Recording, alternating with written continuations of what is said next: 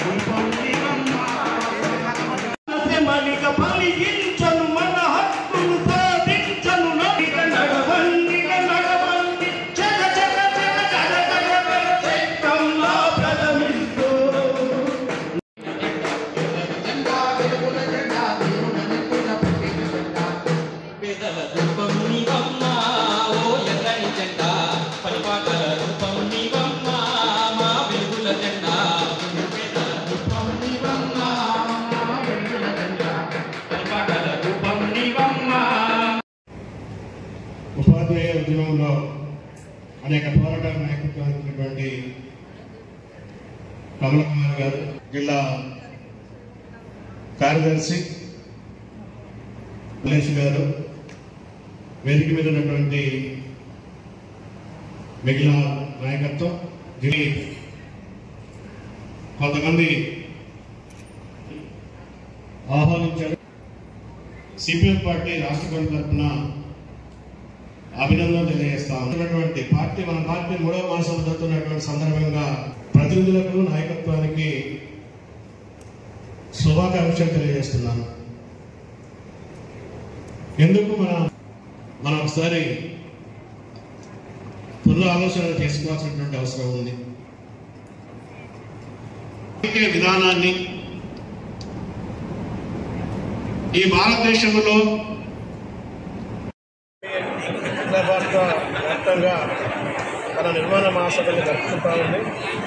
అందులో భాగంగా ఏప్రిల్ నెలలో మదురైలో అఖిల భారత మహాసభ, జనవరి 26 నుంచి 28 వరకు సంగారెడ్డి జిల్లాలో తెలంగాణ రాష్ట్ర మహాసభ జరుగుతున్నటువంటి నేపథ్యంలో ఈరోజు రేపు మంచిర్యాల జిల్లా 3వ మహాసభల్ని నిర్వహిస్తూ ఉన్నాం.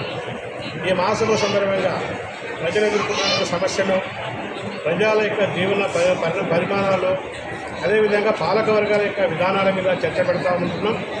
సమస్యల ప్రాతిపదిక మీద ఉద్యమాల్ని ఉధృతం చేయడం కోసం ఈ మహాసభల్ని వేదికగా ఉపయోగిస్తూ ఉన్నాం. కేంద్ర ప్రభుత్వం రైతాంగ, కార్మిక, ప్రజానికానికి వ్యతిరేకమైనటువంటి నిర్ణయాలు చేస్తూ ఉంది. కార్పొరేట్ శక్తులకు, సంపన్న వర్గాలకు హురికం చేస్తున్నటువంటి పరిస్థితి ఉంది. ఆ రాష్ట్రంలో 10 నెలల కాలంలో అధికారులకు వచ్చినటువంటి కాంగ్రెస్ ప్రభుత్వం కూడా ఇచ్చినటువంటి 6 గ్యారెంటీలు అమలు చేయలేదు. ఇచ్చినటువంటి ఇతర ఉద్యోగులకు, కార్మికులకు, స్ట్రీమ్ వర్కర్లకు ఇచ్చినటువంటి హామీలు అమలు చేయలేదు.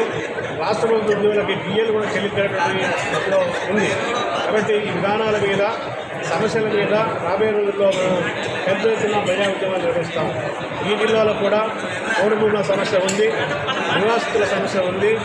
అదేవిధంగా సింగరేణి ప్రాంతం ఇది. సింగరేణికి పేరున్న